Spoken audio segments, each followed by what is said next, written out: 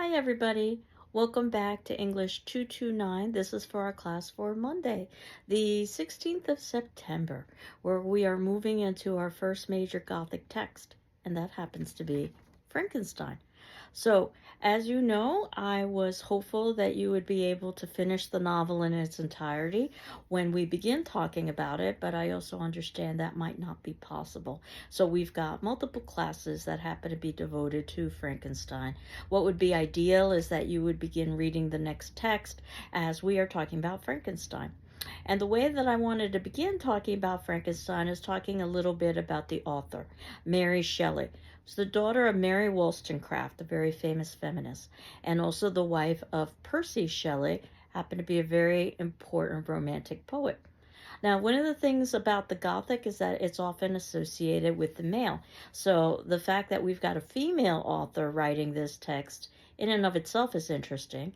And the text was basically part of a horror competition, a ghost story competition, if you will.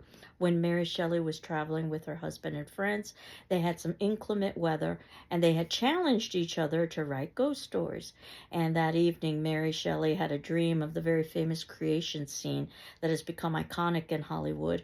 She created a story around that, had her husband, Percy, review it and give some editorial suggestions, which is quite common in the literary community.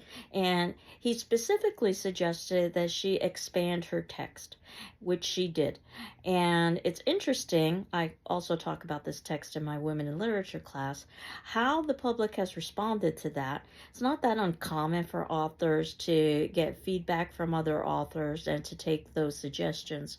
But some individuals have argued that because Percy Shelley edited the text, that she cannot take complete credit for it, which I think is part of the gender bias that is oftentimes associated, not just in terms of Gothic literature, but academia and literature and the arts as a whole.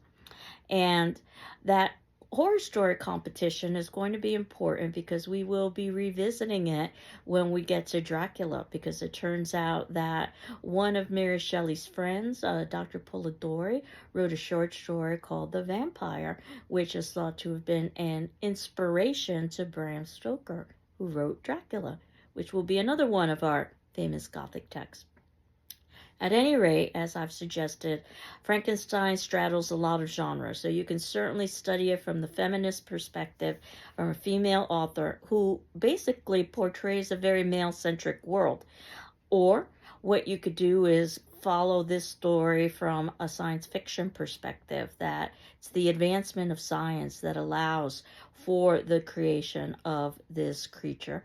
But I wanted to talk about this from the perspective of the Gothic and possible supernatural elements, which we will discuss when we talk about the text as a whole.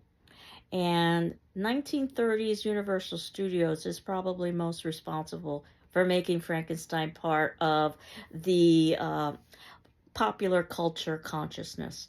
And the film is very different from the story itself. And that said, I think of them as two very different kinds of pieces, and I think they're both important as stories.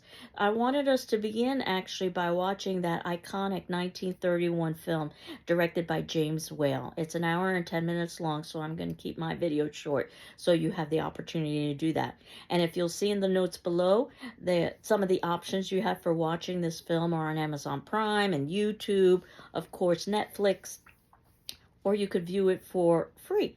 And I have a link that's attached that I was able to find.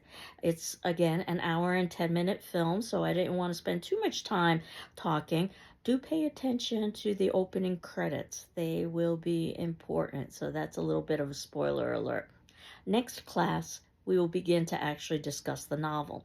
So our attendance question, which would be due Wednesday the 21st, and again, if you need an extension, please ask me.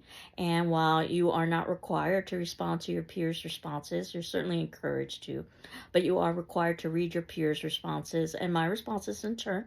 I'll give you a good idea of what we would have talked about in class if this was a face-to-face situation.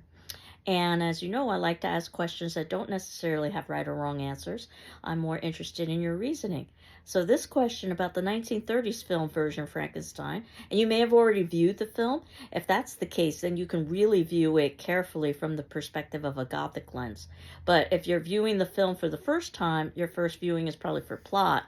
I usually suggest to all of my film and literature students that you do either 3 readings or 3 viewings. The first for plot, the second for analysis, and the third for recollection.